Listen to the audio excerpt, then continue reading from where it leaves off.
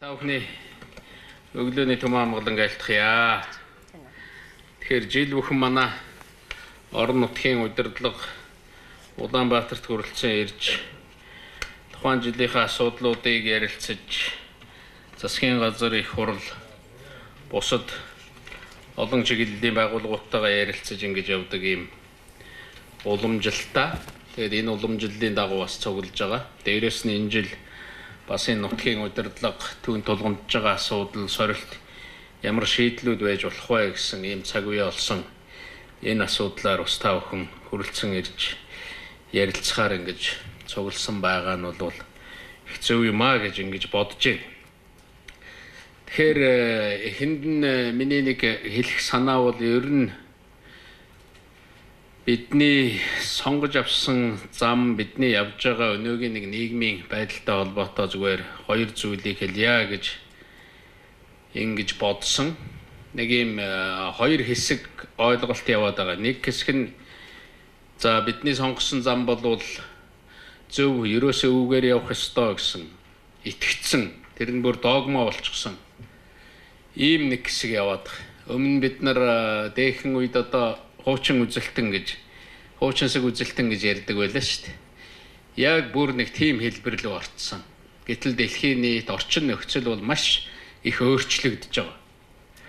Тэгэхээр бидний сонгож авсан зам гэдэг энэ ойлголт бол монголчууд улс нийгмээ энэ амьдралаа хамгийн үр дүнтэйгээр яаж удирдах авч явах вэ гэдэг асуудал шүү дээ.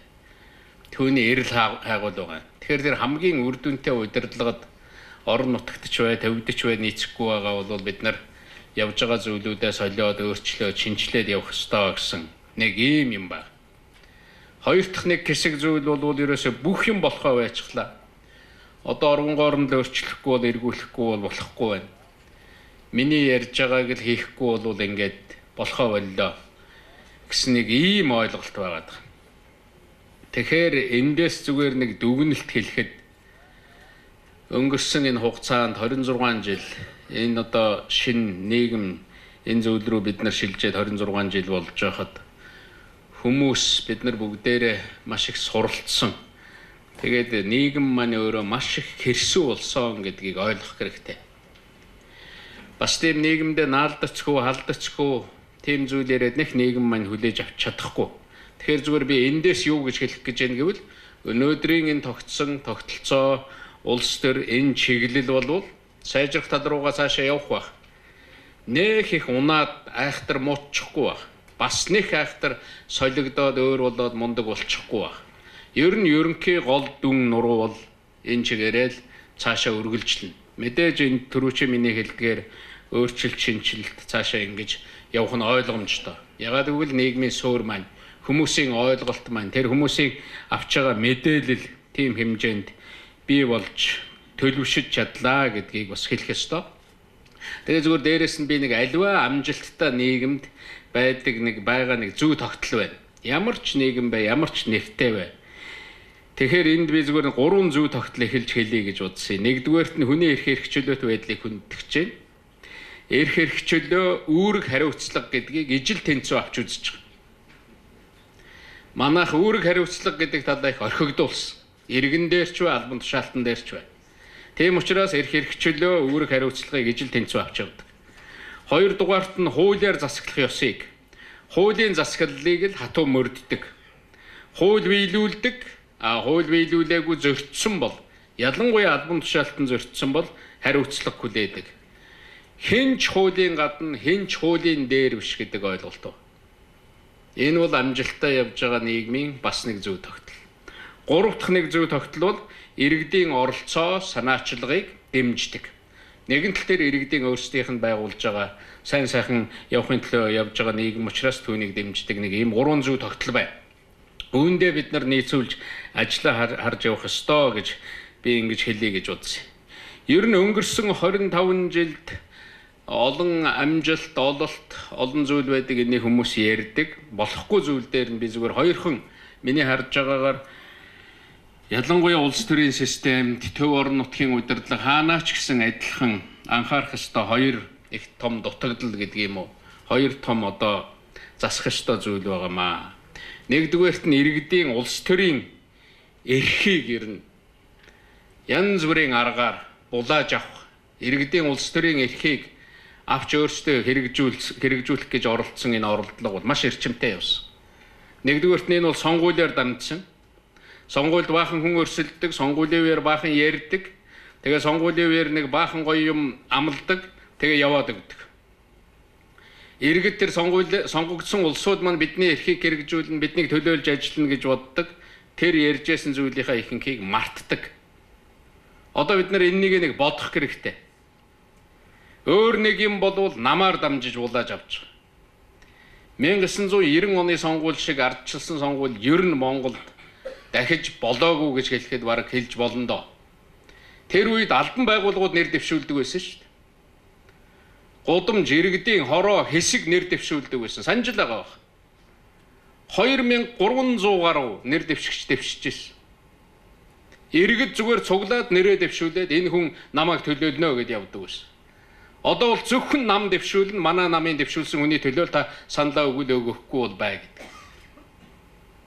Тэр нэг улс төрийн сонголтын эрхийг иймэрхүү байдлаар авсан байна. Бид нар энэнийг хит ингэж одоо нэг тал руу явуулжээ. Энэ дээр бид бодох ёстой юм биш үү?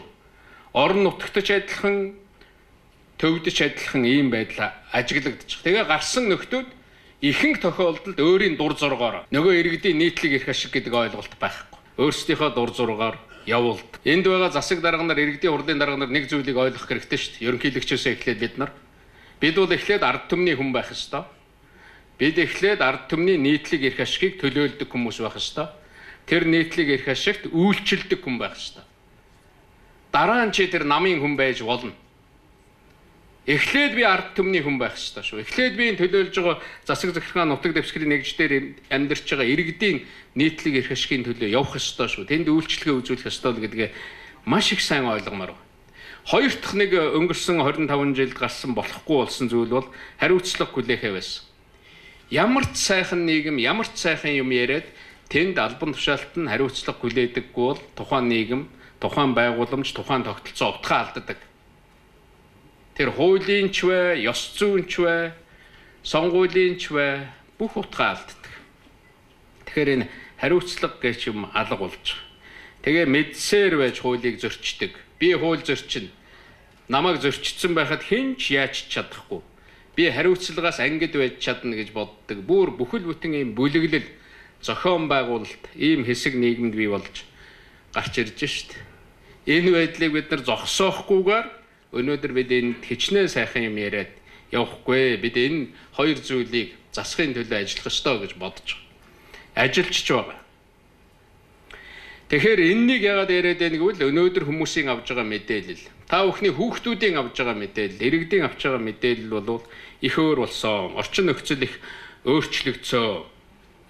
Тийм учраас бид нар энэ орчин нөхцөл, энэ байгаа зүйлдээ тааруулж, ирээдүгөө харж, нөгөө талаас үнэт зүйлээ эрхэмлэж цаашаа явах ёстой л гэж бодож байгаа. Миний харж байгаагаар юун дээр амжилт гараад байна гэхээр иргэдийн оролцож бүтээж хийж байгаа зүйл дээр л амжилт гарч байгаа. Би энд одоо та бүхний хамгийн ярих дуртай хөндөж магадгүй гэж бодож байгаа хамгийн одоо ярих дуртай сэдв бол нэг орон нутгийн хөгжлийн сангийн асуудал байна. Энэ тухай 2009 онд гарч ирээд иргэдийн оролцоо хэрэгтэй. Монголчууд бол иргэний нийгмээ байгуулж байгаа. Иргэд оролцдоггүй иргэний нийгэм байж болохгүй гэж яриад ярьсаар байгаа, зөвлөгөөн хийж зөвтгүүлсээр байгаа, хуулинд өөрчлөлт оруулаад энэ орон нутгийн хөгжлийн сан гэдэг нэг зүйлийг бий болгосон. Би ганцхан жишээгээр хэлж байна. Олон зүйл ярьж болно.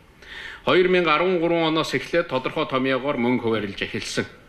2014 онд өгсөн, 2015 онд өгсөн. Улаанбаатараас орон нутагтаа очиод амраад ирсэн хүн хүртэл ярьж байгаа. Тэнд аймагаас сум руугаа очисон хүн хүртэл ярьж байгаа. Сум дээр амьдарч байгаа хүн хүртэл ярьж байгаа. Үнэхээр манай сум аймаг нэг нүрээ угаасан юм шиг боллоо.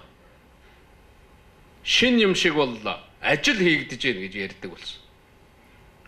Иргэдэд эрхийг өглөө гэж яриад орхиж болохгүй. Тэнд санхүүгийн эрх байхгүй бол орон нутагт энэ санхүүгийн эрх очихгүй бол иргэдийн гар дээр энэ асуудлыг шийддэг, оролцож шийддэг эрх очихгүй бол юу ч шийдэгдэхгүй. Бүх сум, дүүрэг, Улаанбаатар бүгд адилхан шүү дээ. Маш их зүйл хийгдсэн. Тэгээ дээрэс нь маш их зүйлийн цаана нэг их сайн юм гарч ирж байгаа. Энэ бол хамтын амьдралын соёл бий болж байгаа. Соёл төлөвшөж байгаа. Нэгэн тийм боломж үүсээд ирэхээр хүмүүс чинь ирээдүгөө ярьж эхэлдэг, төлөвлөгөөгөө гаргаж эхэлдэг.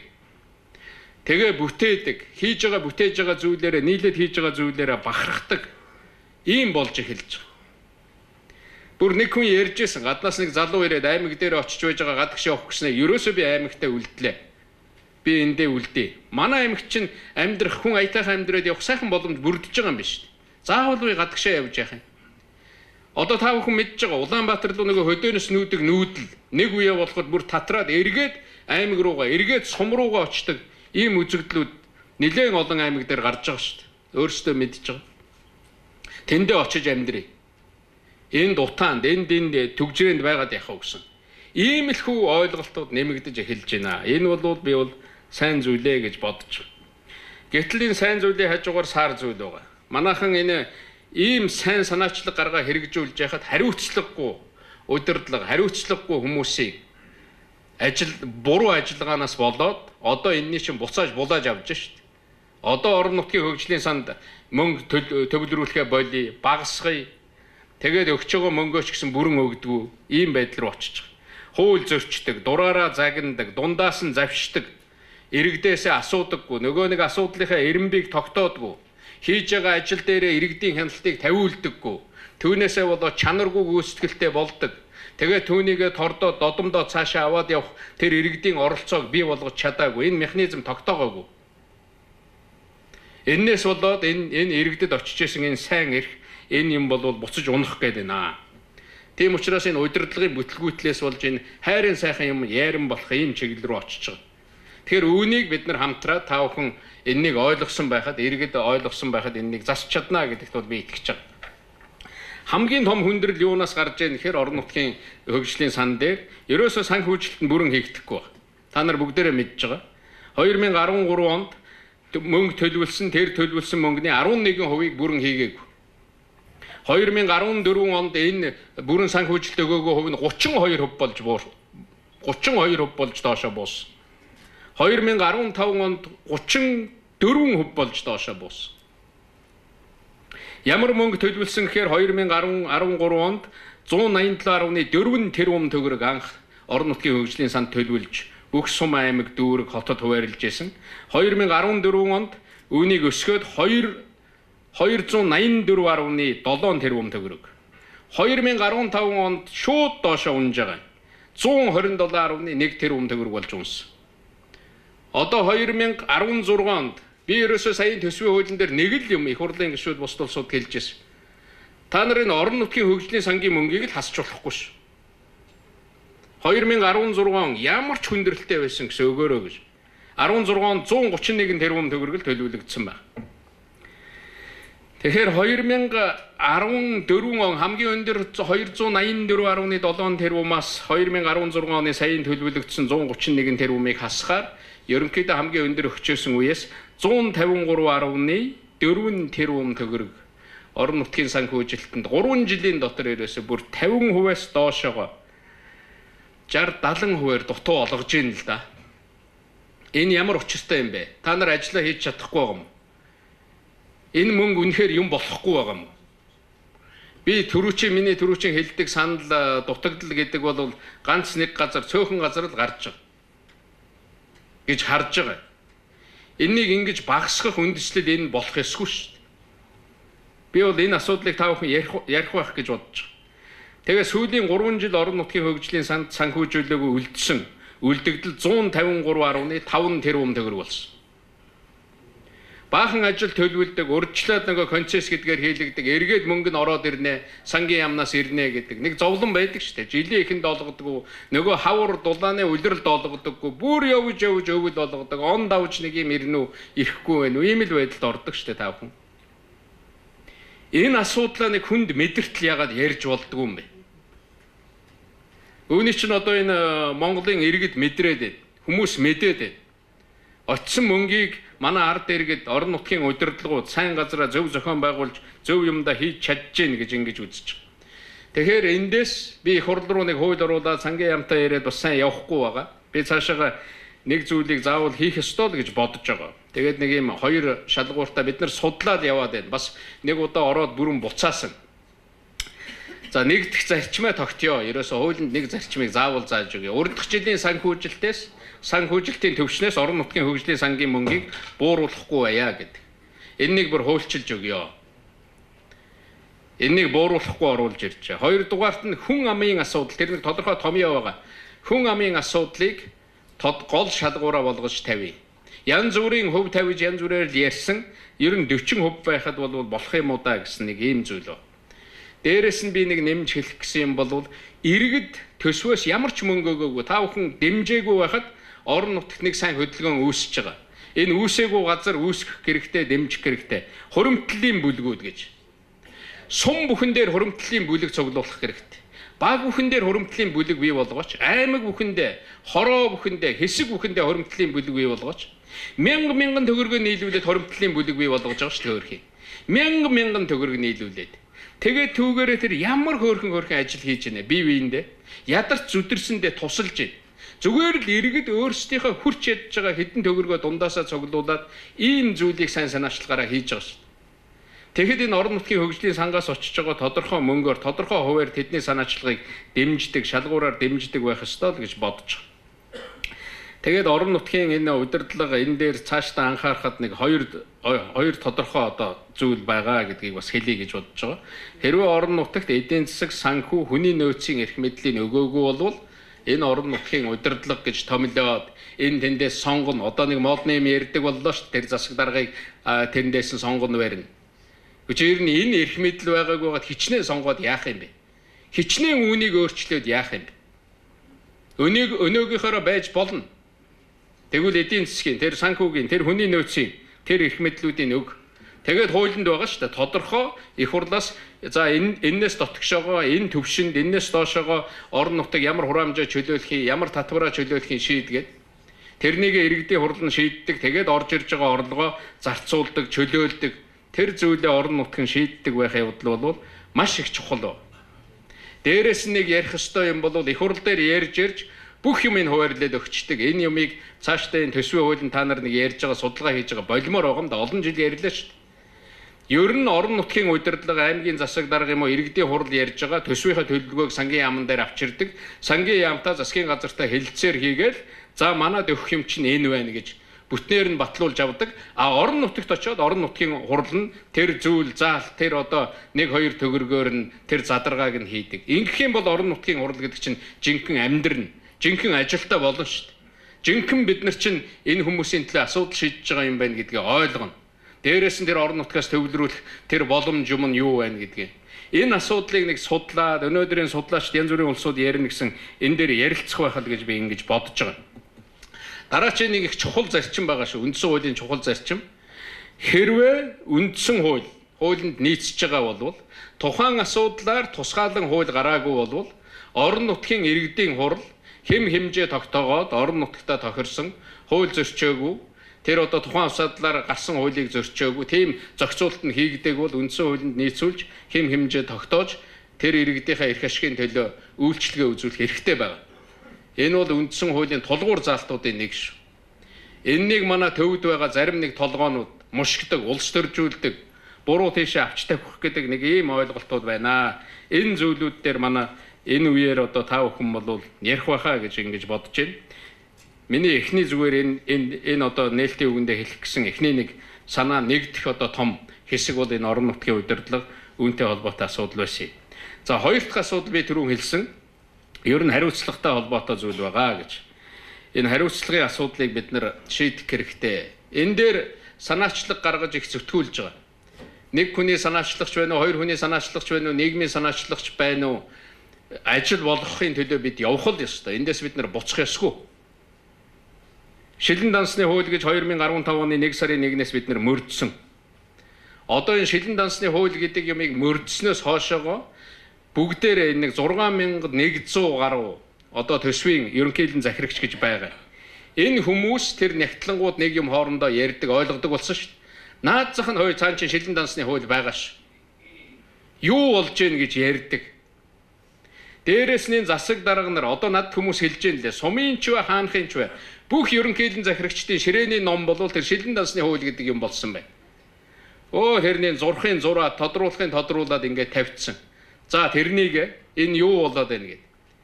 Энэ дээр олон нийт улам илүүтэй хяналтаа явуулах хэрэгтэй. Энэ чиглэлээр алхам гарч байгаа. Энэ чиглэлээр бид нар энэ нийгмийг хариуцлагатай болгоё гэж. Тийм учраас энэ хуулийн дээр бас нэг заалт байгаа. Засаг захиргааны нутаг дэвсгэрийн удирдлагын хуулийн дээр ч байгаа шүү дээ. Хууль тогтоом зөрчсөн буюу чиг үүргээ хэрэгжүүлж чадаагүй бол албан тушаалаас ногцруулна гэж. Энэ албан тушаалтнуудыг энэ төсвийн ерөнхийлөн захирагчдыг надад нэг аймаг дээр нэг 2 3 сумын засаг дарга огцорсон 2 3 нэгтлэн бодох одоо тэнд үүргээ биелүүлээгүй учраас цалингаа хасуулсан гэдэг ийм мэдээлэл харуулаач. Саяхан бүр шаардуулж иж манай аудитын газрын дүгнэлтээр нэг 7 албан тушаалтан дээр асуудал гарч ирсэн. Түүний дагуу засгийн газар бас тодорхой шийдвэр гаргаж нэг хэсэг хүний цалин хассан сурагтай байна лээ. Одоо энэнийг бүр нийтэд нь мэдээлж явах хэрэгтэй.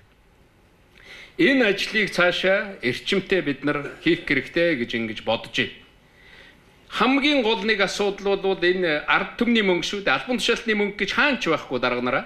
Тийм учраас энэ ард түмний мөнгийг яаж зарцуулж байгаа нэг төгрөгөөр нь тавих хэрэгтэй. Би уг нь их хурлд 1 сая төгрөгнөөс дээш гэж тавьсан. Их хурл хэлцэж байгаа 5 сая төгрөг болгоцсон юм л. Тэгээ хариуцлага олон нийтийн хяналтын талын жоохон хасч өгсөн. Гэхдээ л гарсан их юм бас. Одоо энэнийг цаашаага улам чангаруулах хэрэгтэй. Зарим газар байна. Иргэний үртгэл мэдээлэл гээл дээр үед сонсогдож байсан. Бүр 100 төгрөгөө 1000 төгрөгөө хүртэл тавьж байгаа. Тэнд 5 сая төгрөгнөөс доошхыг бити тавь гэж хориглоогүй шүү дээ. Одоо энэ төсөв ерөнхийлөн захирагч нарын дунд гардаг жирийн нэг булхай, жирийн нэг дутагдал бол мөнгөө хуваадаг. 5 сая төгрөгнөөс доошоо хувааж л бүх юм руугаа оруулдаг. Энэ дээр чинь аудит хийгдэж байгаа. Энэний чинь ард иргэд харж байгаа. Хүмүүс хувцс нүдтэй. Хүмүүс бол энэ улс төрчид дарга нар янз бүрийн хэрэгэм ямбатаа улсууд гарч ирээд юу ярихыг ер нь сонирхохоо болсон шүү дээ. Ганц л юм их сайн харж байгаа. Ард түмний мөнгийг, хүмүүсийн мөнгийг энэ яаж зарцуулж байна. Тэгээ хамгийн гол нь зөв зүйлдээ зарцуулдаг энэ нэг хандлага бий болж эхэлж байна. 50 хэдэн тэрбумаараа, 60 хэдэн тэрбумаараа буруу гэж үзэж байгаа тэр зүйл зарцуулалтын ангиуд төсвийн хууль батлагдахад хасагдж байгаа шүү дээ. Үүнийг л бид нар хүссэн шүү дээ. Тэ? Тэгэхээр энэ ажлыг хийх хэрэгтэй. Яг төрийн хүлээн авалт биш өөр зүйл хоол унтанд орж байгаа бол би хүртэл хармаанаасаа хоол унтанд ордог мөнгө төлөөл явдаг. Тэр одоо гуанзанд орж байгаа явж байгаа. Ингэж байх хэрэгтэй та нар. 13 оноос ерөнхийлөгчийн хамгааллын газар ерөнхийлөгчийн төсөв байн 10%-аар доошо буурж болж л шүү дээ. Энд ерөнхийлөгчийн институт бутраа тарчаагүй байна. Та нар тэр төсвийг хараар 14 онд хэд буусан байна, 15 онд хэд буусан байна, 16 онд яаж төлөвлөсөн байна. Бараг гадаад дотоод айлчлал харилцаа байхгүй болтол нь доошо буулгаж. Бид нар энэ дотор төвчж явах л ёстой. Энэ тансаглал, энэ юм хяналтанд байж явдаг юм аа. Түүнээс биш нэг сайн дарга, их сайн ойлгосон удирдагч, их шудраг хүн түүнийг хэрэгжүүлээд явдаг. Хүмүүс харж байгаа учраас энэ явдаг. Ийм учраас энэнийг тэр шилэн дотор байгаа юм шиг харахын тулд шилэн дансны хууль гарсан. Он гараад нэг зүйлийг хийн. Аудитын газар одоо энэ бүтэн жилээр явуулсан энэ хууль хэрэгжсэн. Тэгээд эхний энэ сүүлийн удирдалт хэрэгжсэн. Энэ зүйлээ ер нь 2 дугаар сард багтаагаад манай энэ мэдээлэл харилцаа холбоо технологийн газар энэ хоёр хамтраад бүгдээрээ нэг дүгнэнэ. Ер нь засгийн газар дээр бүр тусдаа энэ шилэн дансны хуулийн хэрэгжилтийн асуудлаар нэг асуудал авч ярилцах хэрэгтэй. Цаашаага их хурл дээр сонсох хэрэгтэй. Орон нутгийн хурл бүхэн, орон нутгийн засаг даргын тамгын газар бүхэн төвшөндөө ярих хэрэгтэй. Энэ төсвийн ерөнхийлөн захирдаг нөхдүүд бүгдээрээ энэ асуудлыг он гараад ярилцах хэрэгтэй. Хууль руу нэх яриад байх юм байхгүй. Хуулинд өөрчлөх шаардлагатай байгаа бол дахиад энэ он гараад дараачийн 2 дугаар хагасаас нь сайжруулсан өөрчлөлт оруулахын төлөө ажиллаж болно. Ийм санал байгаа бол ерөнхийлөгчийн хамгааллын газар бидэнд лүү ирүүл. Бид нар хуулийг чинь улам сайжруулж, улам хариуцлагыг нэмэгдүүлж, улам тэр хяналтыг нээж өгөх энэ ажлыг бид нар хийнэ. Ер нь цаашаага сангийн яам дээр ярьж байгаа. Сангийн яам бас нэг зөв ажил хийж байгаа. Тэр нь ерөөсөө 1-2 дугаар гарын үсэг зурагдаад бол мөнгөн гүйлгээ хийгээл бол шууд шилэн дансны, нэгдсэн шилэн дансны хяналт руу шууд ордог болж байгаа. Та нар тэр орон нутгата тавихгүй байсан ч гэсэн шууд орно. А тавиагүйхаа төлөө та хариуцлагагүй лээ. Энэнийг сайн бичиж аваад очиж нэг их сайн яриарэ гэдгийг энд бас хэлье гэж энэ дээр би одоо хэлье гэж бодсон. Хоёр дахь нэг хууль байгаа. Хоёрт миний хэлэх гэсэн нийтийн сонсголын тухай хууль гэж гарсан. Одоо 15 хоногийн дараа энэ хууль мөрдөгдөх гэж байна. Юу хууль вэ? Одоо мартцсан явж иж магадгүй 2016 оны 1 сарын 1-ээс мөрдөгднө. За одоо энэ бол та бүхний гартаа барих хууль. Та бүхний гартаа барих ном. Ерөөсөө ялангуяа манай иргэдийн төлөөлөгчдийн хурал. Одоо иргэдийн төлөөлөгчдийн хурал дээр төлөөлөгчөөр сонгогдоод хийх ажил нь бас одоо мэдрэгдэхгүй би чинь юу хийдэг, яаж байгаа юм бэ? Би үнэхээр одоо ийм иргэдэд төлөөлөд ирсэн би энэ шийдвэр гаргах хэрэгтэй. Би энэ одоо засаг даргын тамгын газар энд явж байгаа улсуудтайгаа ярих ёстой гэдэг энэ гарын авлага ч одоо та бүхэнд очиж байгаа. Та бүхнээр дамжиж ард түмэн эрх мэдлээ барьж байгаа гэж ойлгож байгаа шүү. Тэгэхээр иргэдийн төлөөлөгчдийн хурал бариад нөгөө сонсголуудыг явуулдаг болно. За янз бүрийн гарах гэж байгаа шийдвэрийн асуудлаар сонсгол явуулдаг. Заавал аливаа шийдвэр гаргахдаа эхлээд нөгөө ярьдаг газар нь эрх ашиг нь хөндөгдөж байгаа хүмүүстэйгээ ярьсан байх ёстой. Хяналтын сонсгол гэж байгаа. Дотор нь хяналт гэдгийг юу гэж ойлгож байгаа бүгд байгаа. Бүр төсвийн хяналтын гэж тусад нь гаргаж өгсөн. За тэр сая ярьсан шилэн дан центр орж байгаа. Томилгооны гэж байгаа. За нэг томилгоо тойрсон баахан хэрүүлүүд байдаг. За энэ томилгооны сонсгол гэж тусдаа байгаа. Захиргааны хариуцлагын сонсгол гэж байгаа. Би дахиад нэг чухал хууль гарсныг энэ дээр хэлнэ. Тэгээд орон нутгийн гэж байна. Зарим нэг асуудлаар бүр орон нутагт нь их хурлын байнгын хороо хүртэл очиж хуралдаж тэр сонсголыг хийхээр энэ хууль нь зохицуулж өгсөн баг. Аймгийн иргэдийн төлөөлөгчдийн хурал яваад нэг суманд нэг баг дээр очиод ярьж болно шүү дээ. Тухайн асуудлыг шийдэхийн тулд сонсож болно. Энэ юмыг нээж өгсөн. Нөгөө ардчлалыг чинь ажилуулах энэ хуулийг гаргаж өгсөн шүү. Хуулиар яаж засаглагдгийг, иргэдийн оролцоотой яаж асуудлыг шийддэг, яаж хяналттай ээлтэд явдгийг бэ гэдгийг одоо энэнийг амьдруулах ёстой улсууд бол манай тэр 10,000 гаруй иргэдийн төлөөлөгчд тэр 3 сая иргэд байгаа. Ийм хууль, ийм одоо гарын авлага гар дээр чинь очиж байгаа. Энийг бүгдээр олж авах хэрэгтэй. Манай төрийн байгууллагууд цаашаага тэр одоо төрийн мэдээлэл дээр гарсан тэр хуулийн эхийг цаашаа ард иргэдэд сурталчлах хүргэхээр ажиллах ёстой. За дараачийн нэг гарсан хуулийн тухай би ярьж байна. Захиргааны ерөнхий хууль гэж гарсан. Захиргааны шүүхээ байгуулсан бид нар захиргааны ерөнхий хуулийг гаргаагүй байсан. Замын цагдаагаа томилсон нөгөө замын дүрмийг баталж өгөөгүй байсан. 2016 оны 7 сарын 1-ээс хэрэгжинэ энэ хууль. Иргэн захиргааны хариуцлага одоо ерөөсөө төр гэдэг ойлголт иргэн захиргаа гэдгээр явдаг. Энэ харилцааг бүгдийг нь оруулсан. Тэгээд тусдаа шүүхтэй болсон шүү. Одоо нэг тийм шүүхгүй юм шиг, хяналтгүй юм шиг, хариуцлага хүлээдэггүй юм шиг ингэж нэг дур зоргоор айшилдаг байсан, шийдвэр гаргадаг байсан одоо бүгд зогсож байгаа. Шийдвэрийн төсөл бүгд үлдэнэ. Тэр шийдвэрийн тухай ярьсан тэмдэглэл бүгд үлдэнэ. Гарсан гарын үсэг бүгд үлдэнэ, архил үлдэнэ. Нэгдсэн санд орно. Тэр нь шилэн байна. За энэнийг хийгээгүй байх юм бол дахиад хариуцлага тавснаа. Дуртай юмараа манай дарга бүхэн тамга барьсан бүхэн нэг тийм захирамж нэртэй юм гаргаж Монгол улсын хуулийг одоо завхруулдаг, өөрийнхөө эрх мэдлийг хэвтрүүлдэг нэг юм болсон шүү дээ. Тийм учраас буух эзэнтэй буцах мөртөө болж байгаа шүү. Уулзалт яриа шийдвэр тэр төсөл бүхэн тэмдэглэл үр дагавартай болж байгаа шүү. Шийдвэр бүхэн гүйцэтгэл биелэлтэй болж байгаа шүү. Тэгээ бүр хариуцлага дээр нь бүр зүтгүүлсээр байгаад би оруулж батлуулсан сануулнаа. Нөгөө хуучин социализмын үед байсан тэр хариуцлагын зарим нэг зүйл орж ирсэн сануулна. За хаалнаа, огцруулнаа энэ асуудал бүр орсон. 1-ээс 10 жил эргээд төрийн албанд орохгүй болтол нь эрхийг хасч ажлаас нь хөөж явуулж байгаа шүү. Ийм эрх шүүхэд байгаа. Ийм эрх тэр хариуцлага тооцох ёстой газрууд ч байгаа шүү. Энэ өнөөдөр ийм зохицуулалт тэр нь Монголын хуулинд орж ирээгүй байсан. Энэнийг анх удаа оруулсан 1-ээс 10 жил гэж. Ийм учраас би бас энэ дээрээс улсын их хурлын гишүүдэд улсын их хурл талархах ёстой гэж бодож байна. Хариуцлагатай болох, Монголыг хариуцлагатай болгох, энэ нийгмийг хариуцлагатай болгох энэ хуулиудыг баталж хэрэгжүүлэх энэ нөхцөлийг манай их хурл бий болгож өгсөн. Дараа нь цаашаага бид нар түрүүчийн миний ярьдаг хариуцлагагүй болчиход байна. Хариуцлага байхгүй л бол албан тушаалтнууд нь хууль зөрчсөн хүн хуулийнхаа тэр үр дагаврыг хүртдэггүй л бол энэ нийгэм чи утгаан алдаад байна. Хүмүүс бухимдаад байна гэж би хэлээд байгаа шүү дээ. Тэгэхээр одоо нэг өргөн барьсан хууль байгаа. Төрийн албаны тухай хууль. Ер нь бид нэг төрийн албыг төрийн алба шиг албатай болёо.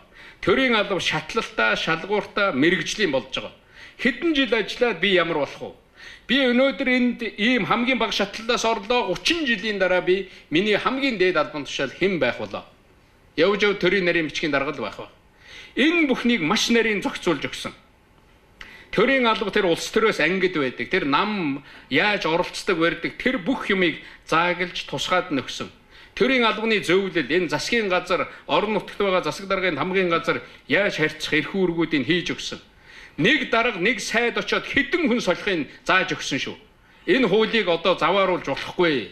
Энэ төслөөр нь энэ боломжоор нэмжих хэрэгтэй. Ерөөсөө 3-5 хүн л тэр яаман дээр. Яамны нэр өөрчлөгдсөн ч вэ, яасан ч вэ. Тэнд байгаа улсууд нь ажилдаг. Тэнд байгаа улсууд нь шалгалт өгдөг. Тэр төрийн албанд орцсон улсууд бол бас тийм мөнхийн суугаад байх улсууд биш. Жил бүхэн шалгалт өгж идэг. Жил бүхэн 10%-аар шинээр хүмүүс орж ирэх, 10%-аар хүмүүс нь өөрчлөгдөж явах энэ боломжийг тодорхой шалгуурын дагуу тавьж өгч байгаа шүү. Монгол ийм мэрэгжлийн чадвартай төрийн албатай болох ёстой. Энэ эргээд улсын аюулгүй байдал, энэ эргээд улс орны хөгжил, энэ эргээд бидний сонгож авсан зам энэ бүхэнтэй холбоотой байна. Дээрээс нь төрийн албаны зөвлөл гэж том толгойтой байгууллага гаргаагүй. Дахиад төрийн албаны зөвлөлтөө энэ төрийн албан хаагчтай яаж хариуцлага тооцох уу гэдэг тэр хяналт тэр бүхнийг оруулж өгсөн. Саяын миний ярьж байгаа бүх мэдээлэл дахиад одоо бас нэг шилэн гэдэг үг гарч ирээд байна л да. Бүгдээрээ ил тод байх юм. Бүгдээрээ шилэн байхаар хийж өгж байгаа гэдгийг хэлэх нь зөв байх. Ер нь их хурлын сонгуул болох гэж байна гэд бэлдээд манайхан төрийн албаны хуулинд жилийн өмнө өөрчлөлт оруулдаг. Нэг бол их хурлын сонгуул болсны дараа баахан юм өөрчлөлтөг байсан ерөнхий сайдын саналаар. Энэнийг хааж өгж байгаа шүү. Энэнийг их хурл хэвээр нь үлдээх ёстой. Их хурлын сонгуул болохоос 1 жилийн өмнө энэ хуулинд өөрчлөлт орохгүй. Их хурлын сонгуул болсны дараа 1 жилийн дараа энэ хуулинд өөрчлөлт орохгүй гэдгээр хааж өгж байгаа. Тэгэхээр ийм болгоноо зарим нэг хүний толгой арай өөр тийшээ хөдөлж байна. Ингээ харж байхад энэ заалан дотор сууж байгаа. Зарим нь толгойд огч байна. Бид хуулиар амьдардаг, хуулиар явдаг энэ харилцаагаа зохицуулсан ийм л хуульгүй болохгүй. Өөр нэг хууль өргөн барьсан. Дахиад төрийн хариуцлагын тухай хууль шүү дээ. Бид нар энэ орны баялагийг, энэ орны баялагаас гарч ирж байгаа энэ ашиг шимийг хэрхэн зарцуулах вэ? Хэрхэн энэ удирдлагыг хэрэгжүүлэх вэ гэдэг хууль маш чухал. Энэнийг ярьсаар байгаад би баялагын сангийн хууль гэж улсын их хурлд өргөн барьсан байна. Энэ баялагын сангийн хуулийг одоо маш хурдан ярьж хэлэлцэх хэрэгтэй. Орж ирсэн мөнгөө, олж ирсэн мөнгөө, тэр орж ирсэн энэ ингэсэн гэд дураараа зарцуулдаг. Төрийн дээд байгууллагын шийдвэр гаргаад байхад зөрж жогоод өөр юм болдог. Эргэж төлөх баахан өрөө үүсгдэг ийм байдлаа одоо бид нар зогсоох ёстой шүү дээ. Үнэхээр л хариуцлагатай төр болох гэж байгаа юм бол үр хүүхдтэй бид нэр өөр биш өв үлдээж явах ёстой. Ингэхийн тулд бид нар хуультай болох ёстой. Ингэхийн тулд тодорхой тогтолцоог нь гаргаж өгөх ёстой. Энэ хуулийг сангийн яамтай ярьсаар байгаад, намын бүлгүүттэй ярьсаар байгаад хэдэн сар сууж ярьж иж би өргөн байсан. Энэ хууль одоо сураггүй байна. Энэ их хурлд ийм хийх ажилгүй их хурл болчиход байгаа юм уу? Одоо ингээд нэг юм завсарлага аваад ингээд суугаад идэг. Ерөөсөө энээс чинь болж ард иргэд бухимдаад байгаа шүү дээ. Тэгэхээр ийм олон хууль, ийм олон асуудлууд байна. За дараачийн нэг хамгийн чухал та бүхэнд очих ёстой миний яриад байгаа нэг хууль байгаа. Өөрсдөө хариуцлагатай болгоё. Та нар тэр энэ хуулийн нэрийг сонсороо. Сонгогдсон болон томилогдсон төрийн өндөр албан тушаалтанд хариуцлага хүлээлгэх тухай хууль. Бүр ярьсаар байгаад ийм хуулийг ингэж нэрлэж байгаад бичиж оруулсан. 2015 оны 1 сарын 14-ний өдөр би хурд өргөн барьсан байгаа. Одоо бараг жил болох гэж байгаа юм байна шүү дээ. 29 хоногийн дараа жилийн ойтоогоо нүүрлэх нь тулах нь. Тэгэхээр энэ хуулийг шийдэж өгөх хэрэгтэй. Энэ хуулинд ордог үйлчлдэг хүрээг нь ерөнхийлөгчөөс эхэл зааж өгсөн. Монгол улсын ерөнхийлөгч, их хурлын дарга, дэд дарга гишүүн, ерөнхий сайд засгийн газрын гишүүн, хууль заасны дагуу улсын их хурлаас томилогддог албан тушаалтан, аймаг нийслэлийн иргэдийн хурлын төлөөлөгчдийн дарга, засаг дарга. Нөгөө өндөр албан тушаалтай гэж ярьдаг эвертэн туурайтнуудад зориулсан хууль. Нөгөө хуулиас гадуур байгаад байх шиг байна. Хариуцлага тогтохгүй байна гэж ярьсан тэр хүмүүст зориулсан хууль. Энэ дотор бид нар хариуцлагыг маш тодорхой зааж өгсөн 3 төвшин цахилгаан хариуцлага гэж байна. Цахилгаан хариуцлага нь ийм зүйл ангитай ингэж сануулнаа. Ийм дутагдал гаргах юм бол ингэнэ гэж заагаад өгсөн. 2 дугаарт нь улс төрийн хариуцлага. Тэр үндсэн хууль журам бүр ёс зүйн дүрм тэр бүхнийг одоо зөрчсөн байх юм бол албан тушаалаас ногцруулна. 2-4 жилээр тэр төрийн өндөр албан тушаалд эргэж орохгүйгээр тэр явуулдаг энэ бүх харилцаануудыг зааж өгсөн. Монголын төр ийм болох ёстой дарга нараа. Энд гайхаад байх юм байхгүй. Хэрвээ чадахгүй бол ажлаа өгөөд яв. Энэ улс төр дотор таныг энэ албан тушаал дээр уяад байгаа мөнх авчираад хадаад байгаа юм зүйл байхгүй. Явах хэрэгтэй. Би дахиад улс төрд орохгүй. Би дахиад улс төрийн албан тушаал хашихгүйгээд явах л хэрэгтэй. Чадахгүй л бол чадмааргүй санагдж байгаа бол явсан дээр. Бүх төвчний албан тушаалтнууд би хэлж байгаа шүү энийг. Гурав дахь хариуцлага бол ёс суртахууны хариуцлага байгаа. Энэ ёс суртахуун гэхдээ энэ гадаад орндол засаг дарга нууцлгуугаад огцорж जैन сайд нь нэг тийм жижигхэн дэвгүүр тарааснасаа болоо сонгуулийн хуулийн заасан буруу юм тараасан гэж огцорж जैन гадаад орндол болоод байдаг Монголд ягаад болдгүй юм бэ? Энд чинь заавал гадаад оронд байдаг зүйл юм уу? Монголд байдгүй юм энэ хариуцлага? Энэ ёс зүйн хариуцлагыг бид нэр зүйл заалт бүрээр нь зааж оруулсан. Тэгээд ёс зүйн хариуцлага алдсан бол наадзах нь уучлал гуйдаг байх ёстой шүү дээ. Ард иргэдээс олон түмнээс уучлал гуйдаг. Уучлаарай. Би ийм хариуцлага алдлаа одоо дахиад ингэхгүй. Дахиад ингэх юм бол дараачийн хариуцлага хүлээхэд бэлэн байна гэд. Тэгээд ноцтой тохиолдолд албан тушаалаас өөрчлөгддөг. Ёс зүйн хариуцлага хүлээгээд өөрчлөгдөж байгаа бол дараачийн хариуцлагын асуудал нь бас хөнгөнөөр тусдаг ийм зохицуулалт хүртэл хуулинд хийж өгсөн байна. Бид нар ихэнхэн сонгогдсон улсууд байгаа. Нэг бол сонгогдсон газраас томилогдсон дарга нар байгаа. Ерөнхийлөгчдэр хүртэл үндсэн хуулинд ерөнхийлөгчийг яаж огцруулах уу гэж заасан байгаа. Энэ хуулинд бүр тусгайлан тодруулж зааж өгсөн. Их хурлын 26-аас дээш гişүн ерөнхийлөгч үндсэн хууль зөрчсөн байна, хангаргаа зөрчсөн байна гэх юм бол 26-аас их хурлын 26-аас дээш гişүн санаачлаад асуудал тавьж болно. Үндсэн хуулийн цэцэд тавиад үндсэн хуулийг их судлаараа шийдээд оруулж ирэх юм бол ерөнхийлөгчийг хуралд оролцсон гишүүдийг 3-2-ын саналаар огцруулж болно гэж зааж. Эннээсээ хэлсэн хөө. Бид нар ийм хариуцлага, ийм хуультай байж цааш явна. Та бүхэн дээр бүгдэн дээр нь зааж ингэж оруулж өгж байгаа. Улсын их хурлын гишүүнийг, тойргоо сонгогдсон гишүүнийг сонгогчдоос нь гаргасан хүсэлтийн дагуу эргүүлж татдаг. Тэр намын жагсаалтаар орсон нөхдүүдийг тэр намын баг хурал ижил тэнцүү байгууллагаас нь гаргаж байгаа хүсэлтийн дагуу татах асуудлыг их хурлын чуулган дээр ярьдаг болж байгаа. Энэ асуудлаар маш олон гишүүд орж ирсэн, ярьсан, санаа зовсон, ярьсаар байгаад энэ хуулийг ерөнхийд нь ойлгомжтой хийж өгсөн шүү дээ. Энэ хуулийн дээр бас хаалт байгаа. Тэгээд нэг гишүүн сонгогддог дараа нь гараад ингэж байх юм байна. Би гишүүн болох гэж байгаа гэж санаа зовж иж магадгүй. Сонгуул болсны дараа 1 жилийн дотор энэ асуудлыг тавихгүй. Тэр гишүүний ажил ойлгомжтой. Сонгуул болохоос өмнө 1 жилийн дотор тавихгүй. 4 жилийн 2-ыг авч хаяж байгаа. Дээрээс нь тэр санал асуулганд оролцоод тэр санал асуулгыг хийх гэж байгаа бол нэг аймаг дээр их олон хүнтэй суман дээрээ асуугаа тэр гишүүнд дургу байгаа суман дээр лобби явуулаад хийгээд авчирсныг тооцохгүй. Баг хороо бүхнээс 15%-аас дээшгүй гарын өсөх цуглуулна гэж. Сонгуулийн насны иргэдийн. Энэ бол маш их ажил шүү. Баг хороо бүхнээс. Танай аймагт байгаа 110 хэдэн багаас тэр тойрог дээр байгаа. Гэхдээ энэ механизмыг оруулж өгсөн. Яг энэнийг харах юм бол энэ хэрэгжихэд бас хүндрэлтэй гэж харагдаж байгаа. Яг энэнийг оруулж бас энэнийг ийм итгэлийг иргэддээ өгж байгаа маа. Та нар батал. Энээс илүү багасгаж болно л доо. Би бүр багасгаж оруулсан тэгсээр байгаад ярьсаар байгаад 15% гэж орсон. Ийм заалт оруулж өгж байгаа. Ийм хариуцлагын механизм оруулж өгж байгаа. Иргэдийн нэг ярьдаг юм байгаа шүү дээ. Сонгож болсон юм аа наадах чи яга буцаад татчихулдаг юм. Энд чи миний эрх юм байгаа шүү дээ. Надад хэлсэн ажлаа хийхгүй л байна шүү дээ энэ хүн гэж. Тэгэхээр энэ эрхийг иргэдэд бид нар нээж өгөх хэрэгтэй. Тэгэхээр бид нар бас хаалттай наанта сантаа хийж өгсөн шүү гэдгийг хэлмээр байгаа.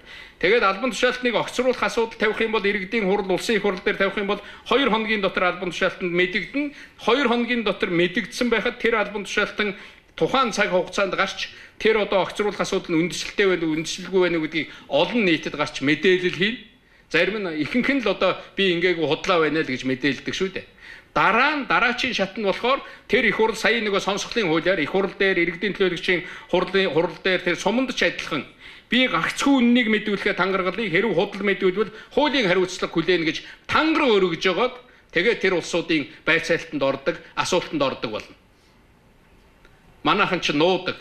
Эннийг бүр ингэж оруулж өгсөн шүү. Ийм хариуцлагыг оруулж өгөөд энэ хариуцлагын хуулийг батлаа гэдэг хахад өнөөдөр сонгуулийн үеэр хариуцлага ярьдаг. Хариуцлага ярьсаар байж, шударгаас ярьсаар байж гарч ирсэн энэ их хуралд байгаа намууд хөдлөхгүй байна. Ард иргэдээ олон нийтээ яах юм бэ? Албан тушаалтанд хариуцлага хүлээлгэсэн талаар бүр тайлагнадаг болгож байгаа. Төрийн албаны зөвлөл бүр жил бүхэн энэнийг тайлан болгоно. Тэгээд тэр ямар хариуцлага, хэнд ямар хариуцлага тооцоод орхисныг ерөөсөө хаяхгүй. Тэрнийг бүр мэдээллийн архивтай болгож байгаа шүү дээ. Хүн бүхэн ордог. Энэ нөхөр тэр үед ийм хариуцлага хүлээж ирсэн юм байна. Ингэж уучлал гуугаад үлдэж ирсэн юм байна. Энэ бүхнийг оруулж өгж байгаа. Тэгээд хохирлыг нөхөн төлүүлж байгаа, тэр төлж байгаа хэрвээ хохирол учирсан бол тэрнийг заавал гаргаж ирдэг болж байгаа. Иймэрхүү байдлаар зааж өгсөн. Манай их хурлын гишүүд одоо манай их хурлын хуулинд байгаа шүү дээ. Газар дээрээ баригдаагүй бол бүрэн эрхийн төдөлзүүлж болохгүй л гэдэг. Бүр ийм юм оруулсан. Хэрвээ хуулийн байгууллагаас тавьсан л бол чөлөөлөд явуул гэдэг ийм заалт оруулаад байхад газар дээрээ гэж байна. Газар дээрээ л баригдах. Ямар гэмт хэрэгтэн яаж яагаад газар дээрээ баригдгийг тэр тусмаа их хурлын гишүүн тэр тусмаа тэр бүрэн эрхтэй улсууд тэгэхээр нь ямар асуудал оруулсан бэ гэхээр хуулийн байгууллага бас буруу зөрүү янз бүрийн хатгаас янз бүрийн юмар оруулаад ээж магадгүй.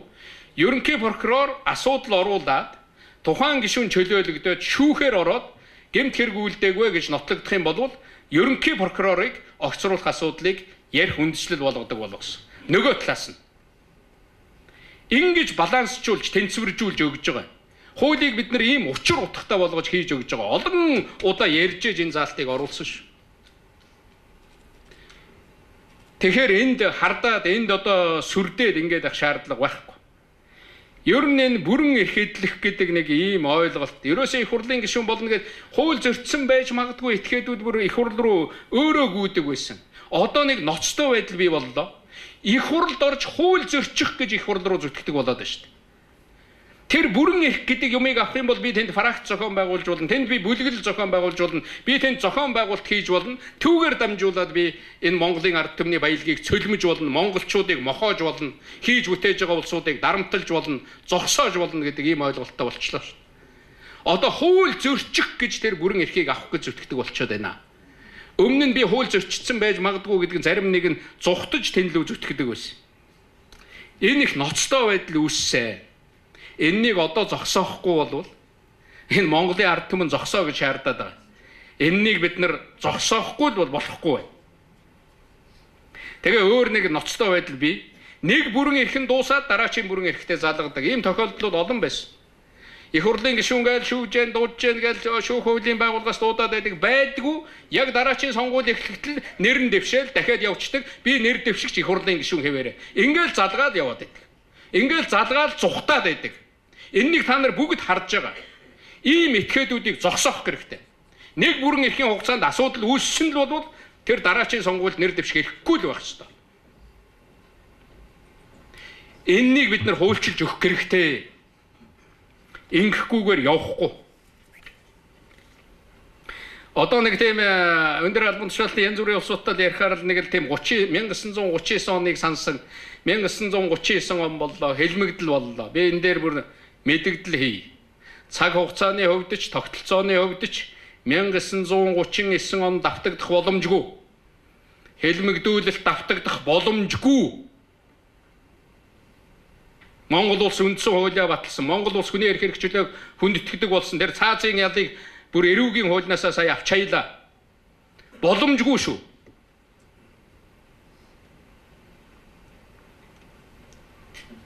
Тэгээ дээрэс нь мэдээж нэг л их цэвэр хүмүүс, нэг л их өвдсөн, зовсон, гадуур дотор зүхтсэн, оргсон улсууд. Хэн хууль зөрчигсөн юм бэ? Хулгай хийхэд бол, авилга авахад бол, хууль зөрчгөөд болчих. Чи хууль зөрчсөн л бол хариуцлагагүй лээ. Чи мэдсээр байж хууль зөрчсөн шүү дээ. Чи мэдсээр байж энэ хууль зөрчсөн зохион байгуулалтыг хийсэн шүү дээ. Гэхдээ тийм бол чи үр дагаврын хүртэл дээ. Энд чи орчлонгийн жам шүү дээ. Чи муу юм хийсэн бол үр дагаврыг хүртнэ л гэж ярьдаг шүү дээ. Энэний хүний ёс, нийгмийн ёс болгож, нийгмийн хууль болгож бид нар оруулж ирж байгаа. Тэгэхээр энэ хариуцлагаа хүлээ. Ийм алхам хийсэн бол, хууль зөрчсөн бол, тэрлүү зохион байгуулах гэж оролдсон бол, тийм оролдлого хийсэн бол, хууль зөрчсөн үйлдэл илэрсэн л бол тэр хариуцлагаа хүлээ гэдэг. Хоёр дахь нэг санаа байгаа. Гурав дахь санааг би бас нэг юм хэлье. Та нарт бүр өмнө хэлж ирсэн. Хууль хяналтын байгууллага хулгай хийгээгүй, хууль зөрчөөгүй. Тийм улс төрийн өндөр албан тушаалтны хойноос гүйдэггүй юм шүү. Ер нь тийм гинэн хууль хяналтын байгууллагын ажилтан гэж байхаа болсон шүү. Нэг тийм өндөр албан тушаалт нэг хүн даалгавар өгөхөөр тэр үүргийг аваад энэнийг хэлмэгдүүлье гэд гүйдэггүй шүү. Чиний мөр тэр хууль зөрчсөн тэр хуулийн тэр татсан гортхны цаатал гараагүй л бол тэрнийг мөшгдөггүй юм аа. Одоо тийм домогт итгэхээ бол тэр хүн чинь бас өөрөө амьдралтай хүн. Тэр хүн чинь өөрөө ажилтай хүн шүү. Та нар тэгж ойлгох хэрэгтэй. Тэрний эргэж ирдэг дарамт, тэрний эргэж ирдэг хүндрэл гэж юу байдгийг манай хууль хяналтын байгууллагын ажилтнууд мэднэ. Би ерөнхийлөгчөөр сонгогдоод хэлжсэн би зоригжуулж ажиллана. Авилгалтай тэмцэж байгаа албан тушаалын хэрэгтэй тэмцэж байгаа ажилтнуудыг би зоригжуулж ажиллана гэж би хэлжсэн шүү. Би энэ байр суурин дээр байгаа. Би нэг л зангаараа байгаа. Тэгэхээр энэ асуудлуудыг, энэ хуулиудыг оруулж өгсөн байгаа. Энэ юмыг сайн ойлгох хэрэгтэй. Дээрээс нь хууль хяналтын байгууллагын нөхдүүд бас нэг зүйлийг хэлэхэд хууль зөрчөөгүй хүнийг хэлмэгдүүлж болохгүй. Хэрвээ тийм нөлөөлөл байдаг бол тийм нөлөөлөлд орж болохгүй. Энэ хүмүүс сайн мэдчих ёстой. Тэгэхээр энэ албан тушаалтнуудад хариуцлага тооцдог энэ хууль бол хамгийн чухал байгаа. Тийм учраас бид нар гартаа барих юм хуультай болох хэрэгтэй. Тэгээ би хамгийн гол нь энд нэг юм хэлэх гэсэн дарга нараа иргэдийн хурлын төлөөлөгчдийн дарга нар одоо сонсож байгаа улсууд байгаа. Энэ бас олон нийтэд явж байгаа. Би бүгдэнд нь хандаж хэлж байна. Хэрвээ чи энэ улс төр дотор буруу зүйл хийсэн бол, хууль зөрчсөн гэж бодож байгаа бол хамгийн сайн арга бол өргөдлөө өгөөл яв. Тангараа тавиал гэр орондоо хэлээл дахиж би улс төр рүү орохгүй би явлаа. Тэгэл яв болоо. Хууль гаргаж энийг хэрэгжүүлэх гэж оролдож байна. Гараагүй ч байсан гэсэн ингэж явах зам чинь нээлттэй байгаа. Замыг чинь зааж өгье. Дахиад би дэвшихгүй энэ мэдгдлээ хий. Дахиад би улс төрийн албан тушаалтанд томилогдохгүй би очихгүй, сонгуульд би оролцохгүй, нэр дэвшихгүй энэ мэдгдлээ хий. Дахиж би энэ улсыг хорломооргүй байна. Дахиж би энэ буруу үйл ажиллагаа хиймээргүй байна. Бид нэр хүн бүхэн чөлөөтэй чадхаар амьдрах, чөлөөт нийгэм байгуулах гэж л энэнийг сонгосон юм. Заавал улс төр рүү орж чадахгүй байж ээж тэр муу бүхнийг цэцгэлүүлэн хөгжүүлж тэгээд энэ улсыг хорлж явдаг нэг ийм байдлыг зогсоомоор байна. Би хоёр зүйлийг сонгуулийн үеэр ярих болно, одоо ч ярина. Би сонгогчдод хандаж хэлье. Энэ Монголын ард түмнийг төлөөлж, энэ хүмүүсийн саналаар төлөөлж сонгогддог нэг албан тушаалтан гэж яригддаг. Ерөөсөө манай сонгогчид энэ одоо сонгуульд орох гэж байгаа, бэлдээд явж байгаа нөхдүүдээс нэг зүйлийг хатуу шаардах ёстой. Нэгдүгээрт миний эрхийг дэмжээч. Миний эрхийг өгөөч. Хөөе, танаа нам надаар төлөөлүүлээ танаа нам хийнэ гэсэн чинь буруу хийгээд байна. Би энэ улс төрийн эрхээ авъя. Та нар сонгогдоод яваад хийнэ гэсэн алга байна. Надад энэнийг өг. Тэр орон нутгийн хөгжлийн сангийн мөнгө, тэр орон нутагт ирж энд бидний хийдэг ажил хэрэгжүүлдэг энэ боломжийг олгооч. Сая миний хэлдэг эрхийг энэ орон нутгийн удирдлага, орон нутаг иргэдэд өгөөч. Энэ гаргаж байгаа энэ санаачилж байгаа хуулийг дэмжиж өгөөч. Энэ хариуцлага энэ бүхэн бол иргэдийн эрхийн нэг хэсэг. Түүнээс биш иргэд оролцоо санал өгөх бол тэр нэг л хэлбэр. Энэ 365 хоног бүтэн жил 7 хоног бүрээрээ сар бүрээрээ 365 хоног өдрөөрөө явж явах ёстой. Хоёр дахь нэг шаардах ёстой юм бол танаа намын сонгуулийн тэр нэг мөрийн хөтөлбөрт энэ орсон уу үгүй юу гэдгийг маш тодорхой асууж явах ёстой. Та нар чинь зохион байгуулалтыг хийх хэрэгтэй. Одоо ингэдэг болёо. Түүнээс биш одоо иргэд бол ухаантай болсон. Одоо иргэд нөгөө нэг олон янзын сайхан амлалтанд итгэхээ байсан. Иргэд зүгээр л өөрийнхөө эрхийг шаардла гэж хэлж байгаа. Миний эрхийг чи яаж хэрэгжүүлэх гэж байгаа танаа нам? Нэр дэвших чи яаж хийх гэж байгаа? Хоёр дахь нэг шаардах юм бол энэ төрийг хариуцлагатай болгож өгөөч. Гэхдээ энэ хариуцлагагүй албан тушаалтнуудыг нэг энэ төрөөс салгадаг ийм механизм тогтоож өгөөч. Тэр хуулиудыг баталж өгөөч. Та нар тэр баталсан хуулийг яаж чангаруулах юм? Яаж сайжруулах юм? Яаж хариуцлага тооцох юм? Ерөөсөө л энэнийг л нэх болоо. Уг нь бид нар энэнийг нэхүүлэх гэж энэ шин тогтолцоо энэ бүхнийг л сонгож ирсэн. Энэнийг нэхүүлэх гэж ийм болгох гэж өмнөх тогтолцоог өөрчилсөн юм шүү дээ. Энэний агуулга нь энэ хоёрт байгаа. Иргэний эрх төрийн хариуцлага хоёртоо л байгаа. Тэгээ шударгаас хариуцлага гэдэг бол зүгээр нэг сонгуулийн үеэр яриад явдаг зүйл биш. Албан тушаалтнуудын хувьд бол зүрхний бичлэг нь мөрдөх ёстой дүрм нь тэр дээр үед сурагчийн дүрм гэж байсан тэр албан тушаалтны дүрм тэр хүний чухал зарчим л байх ёстой. Чадахгүй бол яв.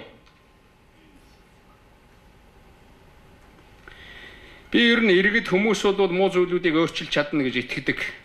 Тийм учраас энэ иргэдийн улс төрийн эрхийг хэрэгжүүлэх, улс төрийн эрхийн замаас нь булаагаад автсан байгаа энэ зүйлийг өөр хууль тогтоомжоор дамжуулж бас одоо бид нар шийдэж өгөх ёстой гэж ингэж л бодож байгаа. Тэгээд иймэрхүү механизмуудыг тогтоох явдал бол хамгийн чухал юм аа гэж ингэж бодож. Одоо сонгуулийн хуулиа ярих гээл завсарлага авлаа гэдээ ажиллаа хийхгүй зүгээр шалтгаалаа сууж шít ард талд нь ийм чухал хуулиуд байгааг наадуул ч мэдж байгаа. Ороод суухаар ерөнхийлөгч шаардна, айгуул их хурлын дарга хэлэлцгээ шаардна. Тэгэхээр энээс зугтсан дээр гэж бодоо суугаад байгаа байхгүй. Нэг тийм хар хайрцгийн дургуудаач биш. Хар хайрцаг шатааж яах гэж одоо гараар тоолоод гар дүн буруу гаруул яах юм, гар шатаах юм уу? Тэр компьютер, тэр санал авдаг машины тэр дүрм нь ирээгүй байна. Өөрийнх нь унж яваа тэр машиныг хэн зохион бүтээсэн програм нь Японд байгаа одоо тэрнийг шаардах юм. Бүгдээрээ тэр гар утсаа хаях хэрэгтэй. Зарим улсууд бүр шоглож ийн л одоо гараар тоолно. Энэ хийлэнд одоо нөгөө жинлж өгдөг юмд итгэхгүй байх гэсэн будаа тоолоо сууж байгаа шүү дээ. Гараар тоолдог болно одоо жинд итгэхэ болъё гэдэг. Энэ бол Монголын ард түмний хувьд дэвшил байсан шүү. Бид нар энийг гашуун нулимсаар, гашуун туршилгаар иргэдийнхээ амь насыг алдаж байж бүх нам ярьж сонголт хийсэн шүү. Монгол ардын нам 45 хүнтэй байхдаа оруулж батлуулсан сайн хууль шүү. Дэлхийн олон улсын сонгуулийн байгууллага хурж ирээд Монголын энэ бол дэлхийд сайн тооцогдох бүс нутагта хамгийн гайхамшигтай сайн үлгэр жишээ юмаа гэд гэрчилгээг нь өгөөд явсан шүү. Баталгаажуулаад явсан шүү. Саяхан над руу Киргизийн ерөнхийлөгч цахилгаан ирүүлж ирсэн. За танаад явуулсан системээр бид нар явууллаа. Иргэдээ бүртгэлээ. Тэр одоо машинаар сонгуул явууллаа. Өмнө нь бид нар 3 удаагаар иргэний дан гарах төгсөн шүү Киргиз. Тэгсэн биз дээ. Саяын сонгуулиар ямар ч маргаан гарсангүй. Ойрхон гарлаа намууд, нэр дэвшигчд ойрхон гарлаа. Хамгийн гол нь сонгогчд л баяртай байл. Тэр машин тэр юмд итгэхгүй байгаа бол өөрийнхөө тэр сонгогдсон сонголтод тэр сонголтондоо итгэхгүй байх хэрэгтэй шүү. Тэр сонгуулиас эхний өдрөөсөө болох хэрэгтэй. Би буруу юмар сонгогдсон байна гэж. Гэхдээ одоо компьютер шатаах юм уу? Өнөөдөр компьютер болохгүй байна гэвэл ийм нэг байдлаас бид нар ер нь болох хэрэгтэй байна. Тэгэхээр энэ асуудал биш зүйлийг асуудал болгоод тавьж тэгээд энэнийг одоо хойноос нь хөөцөлдөг. Тэр сонгуулийн хуулийн дотор харин оруулж өгмөр нэг заалт байгаа. Монгол улсын ерөнхийлөгчийн сонгуулийн хуулинд байдаг шүү дээ. Үндсэн хуулинд байдаг. Ерөнхийлөгчөөр сонгогдох гэж байгаа хүн бол эх орондоо сүүлийн 5 жилээс доошгүй амьдарсан байна гэж. Одоо би нэг хуулийг шаардаад байгаа. Ер нь энэ Улаанбаатараас нэг мундаг улсууд очиж аймаг орон нутаг дүүргээс сонгогддог энэ юмыг зогсоогооч. Энэ бусад ардчилтаа орнуудад байна шүү дээ. Чи сонгогдох гэж байгаа бол тухайн аймагт амьдардаг бай. Чи сонгогдох гэж байгаа бол тухайн дүүрэгтээ амьдардаг бай. Тэндээ хүн амынхаа орлогын албан татвараа төлдөг бай. Болоо. Чи тэр хотод очисон тийм хөв заяатай мундагл юм бол тэр хотынхоо дүүрэгт амьдрал хотоосоо л гар. Түүнээс биш нэг тийм миний нутаг гэж уйлан ундсан намайг сонгож өгөөч би мундаг хүн гэж ирдэг. Тэгээ нэг нүүдлийн шувуу шиг сонгуулийн үеэр нэг харагдаад тэгээ буцдаг. Сонгогдож аваад алга болдог. Сонгогдож аваад дур зоргоороо аашилдаг. Энэ асуудлыг тэгвэл оруулж өгөлдөө. Ихэнх ардчилсан орны сонгуулийн хууль бүр зарчимд нь байдгийг шүү. Энэ бол тухайн газараа засаг захиргаа нэгжиж чи татвар төл тэнд амьдэрдэгэ бүртгүүл. Энэнийг хуулиар зохицуулж шийдэж болдог. Наад зах нь жирийн зүйл дээ. Тэгэхээр ийм зүйлүүдийг бид нар бас ярих ёстой гэж ингэж бодож байгаа. Тэгээд би удахгүй өргөн барих хуулийн дээр нэг 2-3 зүйл хэлье. Одоо ингээд цаг бага байна. Энэ иргэний улс төрийн эрхийг хэрэгжүүлэхтэй холбогдсон хууль бол энэ намын хуулийг л өргөн барьж байгаа. Намын хууль гэж 4-5 жил ярьсан. Та бүхний хамгийн их боддог хууль. Би түрүүн хэлсэн эхлээд намын хүн битээ байгаа ч эхлээд хүний хүн бай, ард түмний хүн байгаа ч хүний төлөө зүтгэдэг байгаа ч. Тэгэхээр энэ намуудыг бид нар нэг номонд оруулж, намуудыг бид нар хуулинд оруулах хэрэгтэй. Эрх авсан нам нь хуулийн ямар ч хариуцлагын гадна үлддэг. Эрх аваагүй нэг хүний сүнхэн дотор явж идэг, нэг хүний нэрээр явж идэг. Гэхдээ нам гэдэг чи ийм юм байдгийм үү гэж манай намуудыг хараад ард түмэн зоригжиж, дээр үе чинь нам гэдэг бол тухайн одоо ард түмний оюун санаа, ухаан, эрхэм нандин чанар гэж үздэг байлаа шүү дээ. Тийм эрхэм нандин чанар уу өнөөдөр намууд? Тийм тэгж ажиллаж гин үү? Бараг нэг талаас нь харахад хийж болохгүй муу ихнийг хийдэг байгууллага болж хөврлөө шүү дээ. Тэгэхээр энэ дээр бид нар одоо зогс гэдэг үгийг хэлэх ёстой. Энэнийг зохицуулсан хууль гаргах хэрэгтэй. Тэгэхээр энэ хуулийг гаргаж ажилуулахын төлөө ажиллаж байгаа. Би нам хариуцлагатай болдог, хяналттай болдог тэр намын нэрээр улс орны амин чухал асуудлуудыг одоо зогсоодог барьдаг энэ бүх юмыг л алга болгоё гэж яриад байгаа. Тэгэхээр энэ асуудлаар би маргааш уулзалт хийн. Намын бас тодорхой хүмүүстэй ярилцсан. Тэгээд энэ хуулийг удахгүй өргөн барина. Энэнийг батлуулнаа. Би нэг юм шаардаад байгаа шүү дээ. Миний өргөн барьсан хуулийг үзэл баримтлал тэр чигээр нь болвол батлаад өгчөлдөө. Их хурлын гишүүд мэдээж өөрчлөлт оруулах ярилцах хэрэгтэй.